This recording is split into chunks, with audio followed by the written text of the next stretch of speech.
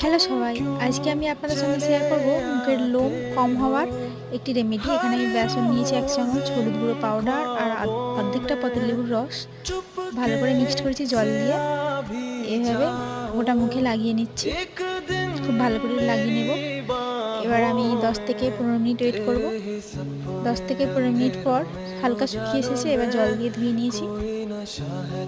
হালকা হালকা হলুদ খুব সামান্য লেগে আছে, যেন মুখটা ভালো করে মুছে নিয়ে টোনার লাগিয়ে নেব। বেশি করে টোনার লাগিয়ে আবারও হালকা করে মুছে নেব, এতে সব পরিমাণ হলুদ চলে যাবে। এবার আমি ময়শ্চারাইজার লাগিয়ে নেব।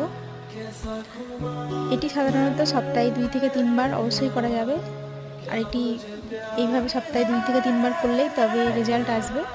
আপনারা অবশ্যই ট্রাই করবেন। আমার চ্যানেল সাবস্ক্রাইব করবেন। ভালো থাকবেন, ধন্যবাদ।